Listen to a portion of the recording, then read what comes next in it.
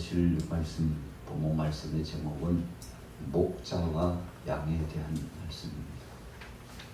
우리가 성경에 보면 목자는 하나님을 가리키고 있습니다. 그렇다면 양은 바로 오늘 저와 여러분들을 가리킵니다. 선한 목자는 양떼를 버리지 않고 끝까지 책임을 져 주시는 거죠. 하나님께서 우리 인생들을 창조하신 이후에 지금까지 우리를 보호하여 주셨습니다. 사실 우리 인생들은 하나님의 뜻을 거스려서 곁길로 나간 인생들이었습니다. 마치 둘째 아들 탕자처럼 아버지의 품을 떠나서 세상 가운데 살아가다가 넘어지고 자빠지고 아버지께로부터 받은 그 귀한 분깃을 다 허랑방탕해버린 사람과 같은 장이겠습니다. 그리고는 그때 아버지가 생각이 났던 둘째 아들을 한번 생각해 보십시오. 사사기의 말씀에 보니까 세상이 타락하고 하나님의 심판을 받을 수밖에 없는 이유 가운데 하나가 사람들이 하나님의 말씀보다도 자기 소견에 옳다고 생각하는 대로 나아갔습니다. 그래서 자기 소견에 옳은 대로 행동했다고 했습니다. 아직은 왕이 없는 시대에 하나님께서 직접 신정정치를 진행하는 그 시대에 그럼에도 불구하고 하나님은 사람을 통해서 역사하시기 때문에 많은 사사들을 급파하여 주셨습니다. 심지어는 농부도 부르시고 또 어떤 때는 한 젊은이 참 약하디 약한 젊은이 또 여성도 따지지 않고 가리지 않고 하나님이 부르셔서 마치 이사야에게 능력을 주시고 예레미야에게 권세를 주셔서 파송하신 것처럼 그렇게 써주셔서 사사시대에 사사들을 파송하셔서 하나님의 살아계신 증거를 나타내 주셨습니다. 오늘 본문은 목자 대신 하나님의 그 속성을 잘 드러내 나타내 주시고 있습니다. 그래서 이 목자는 누굽니까? 바로 예수 그리스도를 의미합니다. 이 목자는 누굽니까? 메시아를 의미합니다. 이 목자는 누구십니까? 천지 만물을 창조하시고 우리 인생들을 위하여 창조하신 다음에 우리에게 선물로 세상 모든 만물을 허락하여 주신 바로 그분입니다. 여러분, 그래서 후하게 주신 분입니다. 꾸짖지 아니하시고 가장 좋은 것을 주셨던 분입니다. 하나님의 거룩한 반열의 형상을 닮아 우리를 창조하셨다고 했습니다. 그래서 창세기 1장에 보니까 그분의 형상과 모양대로 우리를 지으셨다고 했는데 그 형상과 모양은 하나님의 거룩한 성품을 닮았다는 거 아니겠습니까? 양은 목자를 따라갑니다. 목자를 닮습니다. 그리고 목자가 인도하는 대로 따라갑니다. 이것이 양이 행할 수 있는 아주 진솔하고도 선한 모습입니다. 그러나 항상 그런 것만은 아닙니다. 어떤 때는 양들이 목자를 떠날 때가 있습니다. 길을 잃어버릴 때가 있습니다. 바위 틈에 발이 걸릴 때가 있습니다. 맹수떼에 만나서 습격을 당하여 죽음을 당하는 사면 초가의 위기에 당할 때도 있습니다.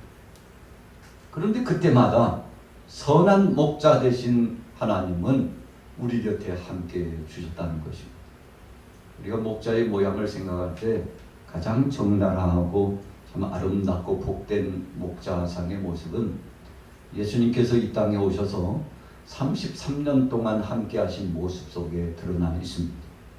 자, 예수님이 이 땅에 오셨는데 사람의 옷을 입고 오셨습니다. 그분은 하나님이시에요.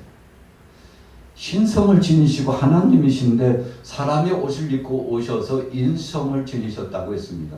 그래서 신구약 성경 통틀어서 창세기에서부터 요한계시록까지 말씀해 보면 하나님의 신성과 하나님의 인성이 여러 내용 속에 분포되어 있습니다.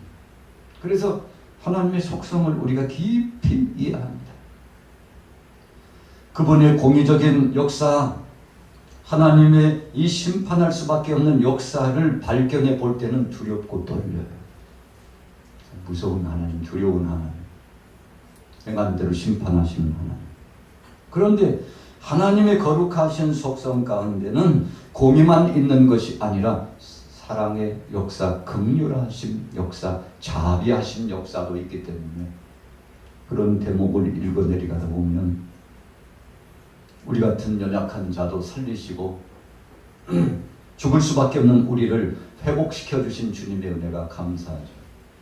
여러분, 예수님이 이 땅에 오셔서 3년 동안 공생의 사역을 진행하시는데 잃어버린 양을 찾으러 왔다고 했습니다. 오늘 본문의 바로 주제 아니겠습니까? 그리고는 그 양을 위하여 목숨까지 내어놓으시고 죽기까지 사랑해 주셨습니다.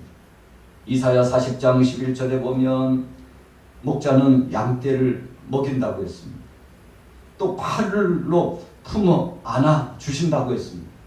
또 세 번째는 양떼들을 인도해 주신다고 했습니다.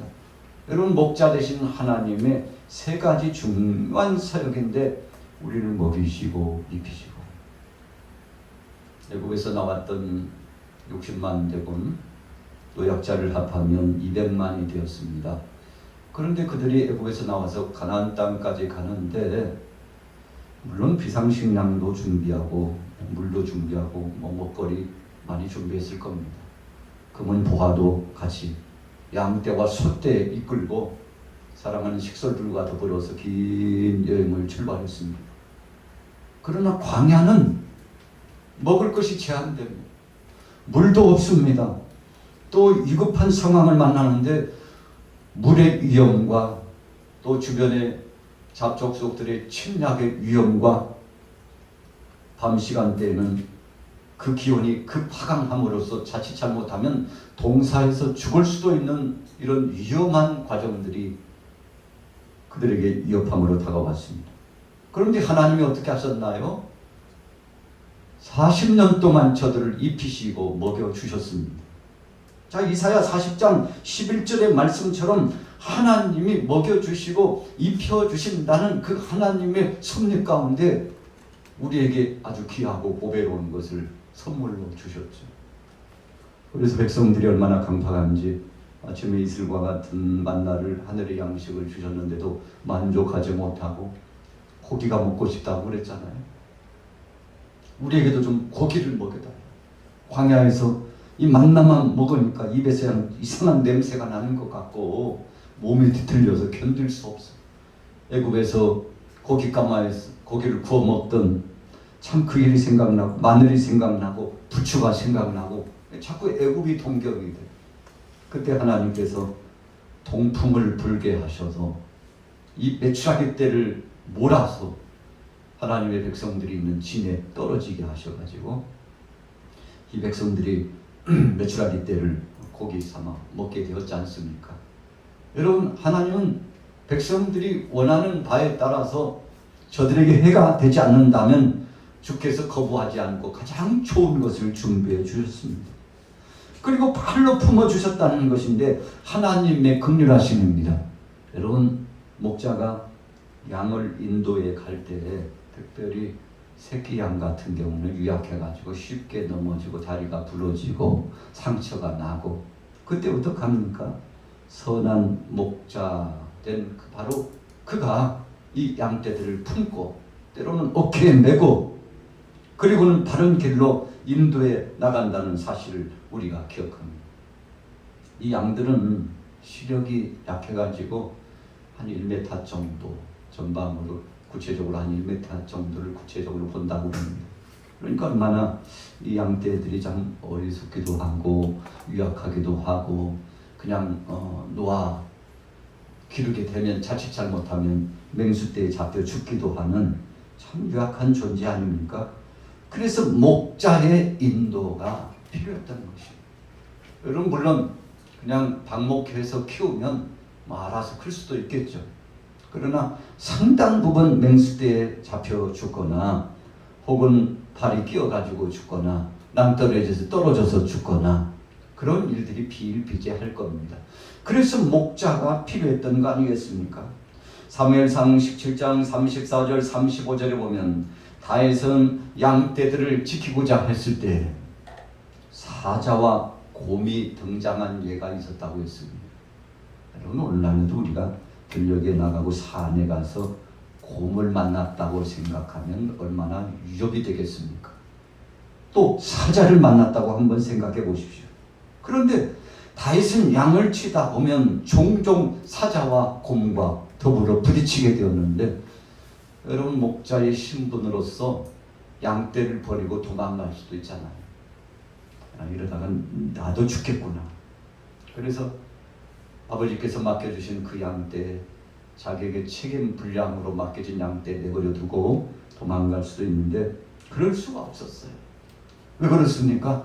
이것은 아버지의 명령이기 때문에, 또 가정에 있어서는 중요한 재산 목록이고 마치 생명과도 같은 것이기 때문에, 또 더 나아가서요, 이 다윗은 그 마음속에 하나님을 닮아서 긍휼의 마음, 자비의 마음이 그의 마음속에 있었습니다. 그래서 하나님께서 다윗을 선택한 것 중에 하나가 바로 이런 것 때문에 그런 겁니다. 이새의 아들 다윗을 만나니 내 마음에 합한 자로다. 내가 저를 통해서 내 뜻을 다 이루겠다. 하나님이 그렇게 말씀하셨는데, 여러분, 다윗은 자신에게 맡겨준 양떼들을 포기하지 않고 사자와 곰과 더불어서, 한마디로 말해서 육탄전이죠. 몸을 던져서 싸우는 겁니다. 군인들이 전장에 나가서 총을 가지고 싸우는데 이 실탄이 떨어지면요, 이제 육박전이 진행됩니다. 이쪽도 그렇고 저쪽도 그렇고 실탄이 다 떨어지면 이 총에다가요 검을 꽂아가지고, 그래서 군대 가게 되면 총검술을 배우게 되죠. 그 총을 가지고 싸우는, 찌르고 그리고 치고 물리쳐 거꾸로 튀는 훈련을 계속 반복적으로 합니다. 나중에는 그냥 총이 마치 몸에 달려있는 것처럼요, 아주 일사불란하게 총검술을 움직여서 총알이 떨어졌을 때는 직접 육탄으로, 몸으로 총검술을 가지고 방어를 하기도 하고 상대를 찌르기도 하고 합니다만, 여러분, 왜 그렇게 하는 것입니까? 아주 귀한 자신의 사명이 있기 때문에 그렇습니다. 국민을 위하여 대신 싸우는 군인으로서의 사명이 있기 때문에 그렇습니다. 오늘 다윗은 목자로서 자신에게 맡겨진 양떼를 그냥 버리고 도망갈 수 없었습니다.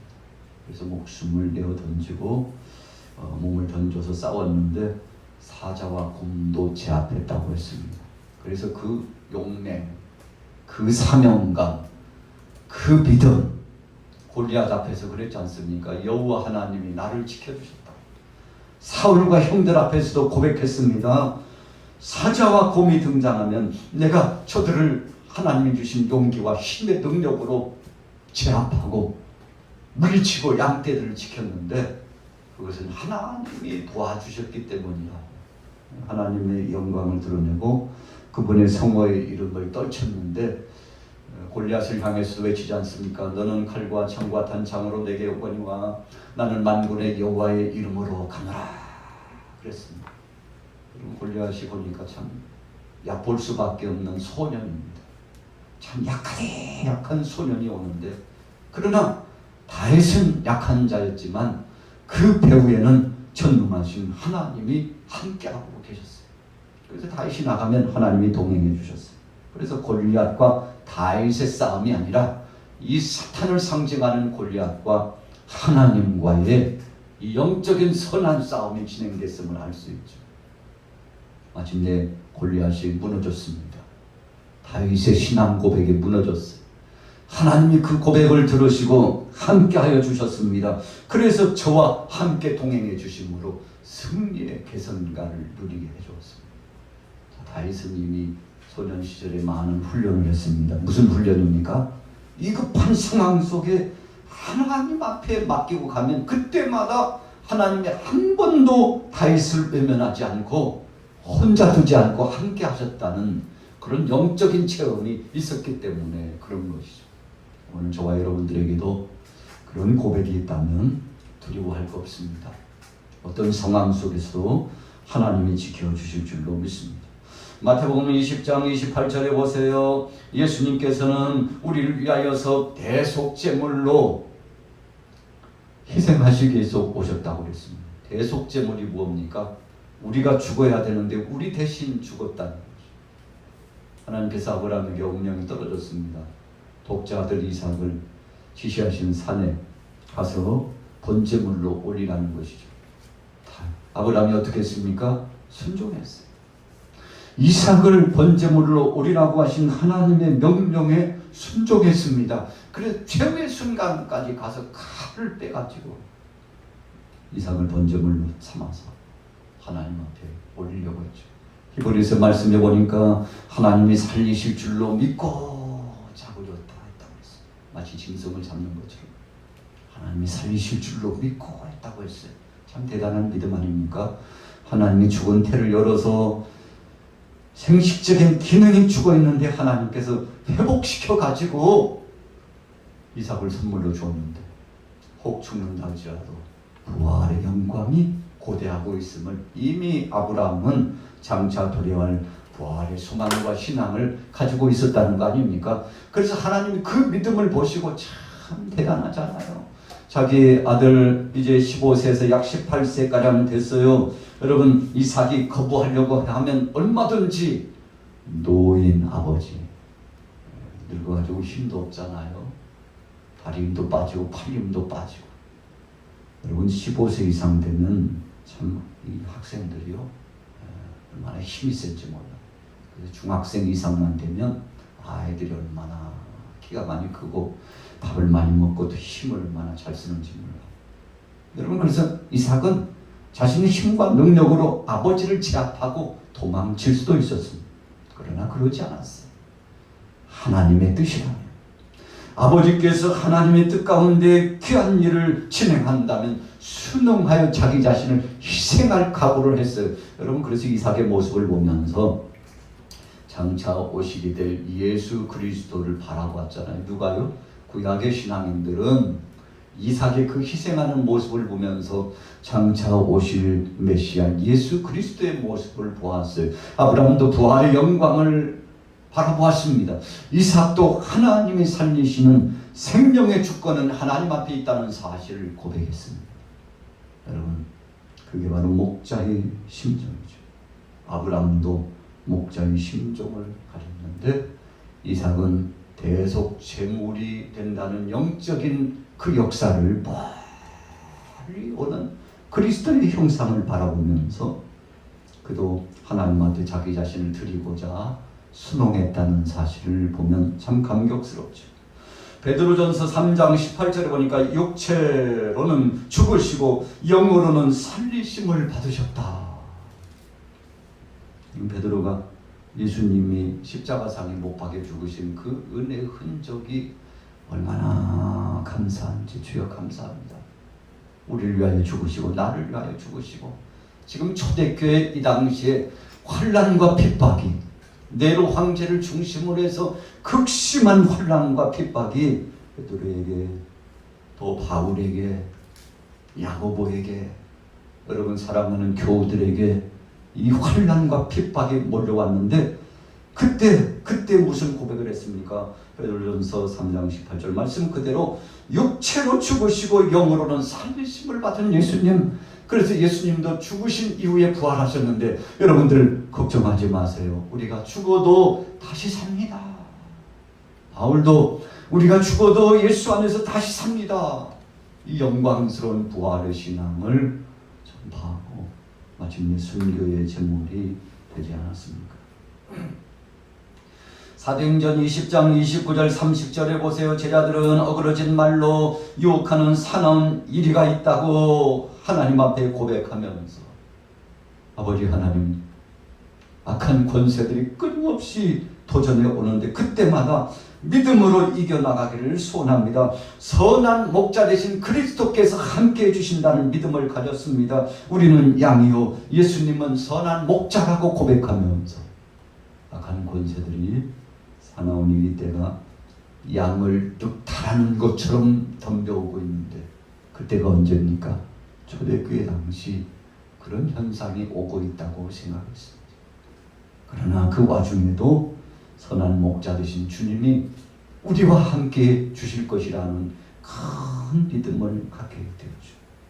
스가랴서 13장 7절에 보세요. 내가 목자를 치리니 양들이 흩어지리라. 자, 예수님이 오셨는데 예수님이 십자가에 못 박혀 죽으시게 돼요. 그랬더니 수제자 베드로를 비롯해서요, 누구 하나 남아서 예수님과 함께 십자가에 못 박혀 죽겠다고 목숨 내어놓고 함께하는 사람 없었습니다. 사실은 예언이 이루어진 겁니다. 스가랴서 13장 7절 말씀처럼 하나님께서 목자 되신 예수님을 치셨어요. 왜 치셨습니까? 대속제물로서 골고다 언덕에 올라가서 갈보리 산상에서 고통당하시고 죽도록 내어주신 것입니다. 그래서 하나님이 하신 겁니다. 아들이시지만 철저하게 내어버리셨어요. 왜 버리셨습니까? 저와 여러분들을 구원의 반열로 인도하시기 위해서 하나님께서 그렇게 해주신 겁니다. 여러분, 그래서 우리가 이 말씀을 생각해 볼 때 선한 목자 되신 그분이 순수하고 연약하고 죄 많고 그럼에도 불구하고 거역의 역사를 통해서 하나님 뜻을 거스렸던 우리, 그럼에도 불구하고 우리를 사랑하셔서 그렇게 해주신 것을 기억하면 너무나 감사하지 않습니까? 누가복음 22장 32절에 보세요. 내가 너를 위하여 믿음이 떨어지지 않기를 기도하였노니 너는 돌이킨 후에 내 형제를 굳게 하라. 누굽니까? 베드로가 그렇게 약해졌어요. 여러분, 수제자 베드로가 참 큰 믿음을 갖고 예수님께서 물 위로 걸어오실 때요, 깜짝 놀라가지고 당신이, 내 앞에 계시는 당신이, 지금 물 위로 걸어오신 분이 당신이 주님이라면 저에게도 명하시옵소서. 저에게도 명하셔서 허락하옵소서. 저도 물 위를 걸어 주님 앞에 갈 수 있도록 해달라고 했더니 주님이 허락하셨어요. 주님이 두 팔을 벌리고 베드로를 오라 말씀하셨습니다. 베드로가 믿음을 갖고 물 위를 걸었습니다. 얼마나 놀라운지요. 여러분, 예수님이 하신 말씀이 기억나잖아요. 나를 믿는 자는 나보다도 더 큰 일을 하리라. 여러분, 그래서 베드로가 믿음을 갖고 주님의 허락에 따라서 물 위로 걸었는데 참 기적의 역사가 나타났죠. 그런데 물을 보는 순간 얼마나 두려운지. 아니, 내가 지금 이 사람이야 뭐야, 내가 이상하게 된 거 아니야? 여러분, 잠깐 의심하는 사이에 물속으로 빠져들어갔는데 그때 주님이 믿음 없는 베드로를 건져주셨잖아요. 왜 의심하느냐? 왜 의심하느냐? 믿는 자는 내가 한 일을 너희도 할 것이요 나보다도 더 큰 일을 하리라고 주님 말씀해 주셨는데, 여러분, 베드로가 믿음이 떨어지니까 큰 믿음을 가질 수 있도록 사탄을 축출해하고요, 귀신의 역사가 틈타지 못하도록 베드로를 지켜주시고, 또 믿음 떨어져 가지고 홍해 맹랑한 거 생각하고 세상으로 나아가려고 했는데 네 믿음 떨어지지 않기 위해서 내가 너를 위해서 기도했다. 베드로가 얼마나 감사했을까요? 주님이 자신 앞에서 직접 믿음 떨어지지 않기 위해서 기도해 주셨다고 하는데, 여러분, 그래서 우리는 그 말씀, 오늘 누가복음 22장 32절 말씀 근거해 가지고 주님 앞에 맡기고 기도할 필요 있습니다. 주님, 내 믿음이 떨어졌사오니 믿음을 충천케 하옵소서. 주님, 결단하지 못하고 있습니다. 결단하게 하옵소서. 하나님 영광을 위하여 나가지 못하고 있습니다. 세상 것이 더 좋아 보입니다. 모든 미혹을 떨치고 하나님 영광 드러내고 하나님 뜻대로 살아갈 수 있도록 역사해달라. 여러분, 그래서 우리의 믿음대로 주님은 역사하십니다.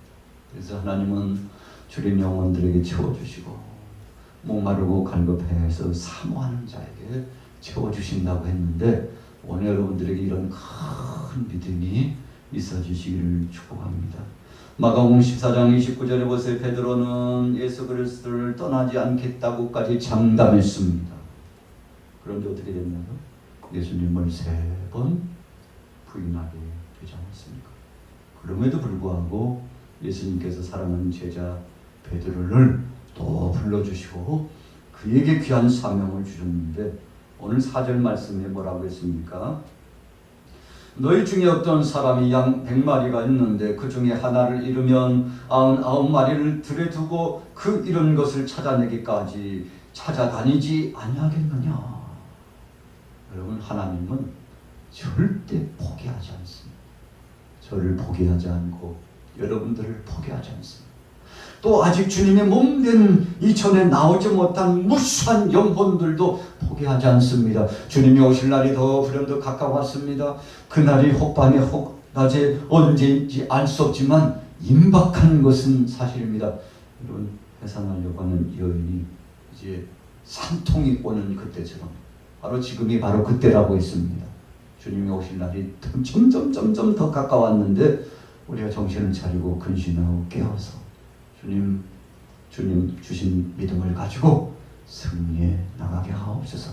선한 목자 되신 주님 한 영혼을 천하보다도 귀하게 여기시고 지금도 3마리 이런 양을 자꾸 찾으셔서 회개하고 저들이 돌아오면 저들을 품어주시고 위로하시고 구원의 은총을 주시는 것처럼 그 한 마리 양과 같은 자를 찾고 계시는데 우리 이 서울 우리 양천구 강서구 이 주변 큰 도움에 무수한 영혼들이 있습니다. 잃어버린 양들이 있습니다. 그 영혼들을 찾고자 선한 목자 되신 주님이 성령으로 함께하고 계시는데 오늘 우리도 이 귀한 사명을 주님과 더불어서 잘 감당하면서 구령의 열정으로 예수님 마음 아버지 마음으로 승리하게 되시기를 예수님의 이름으로 축원합니다.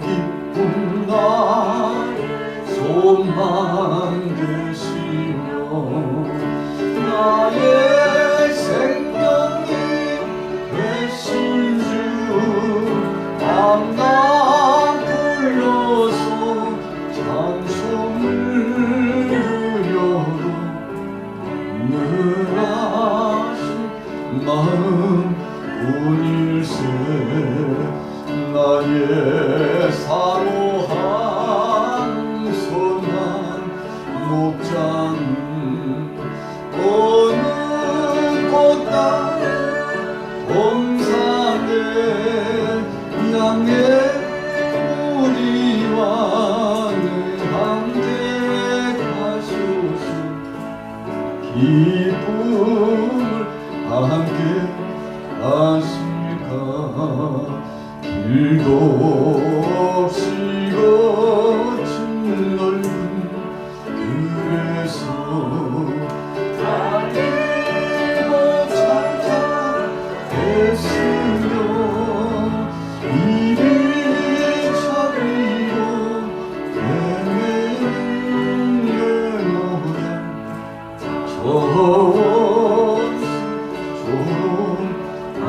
좋아하노다 주의 자리로 화평한 넓고 모든 전사도 담기며 주의 놀라운 진리의 말씀에 전지가 하노다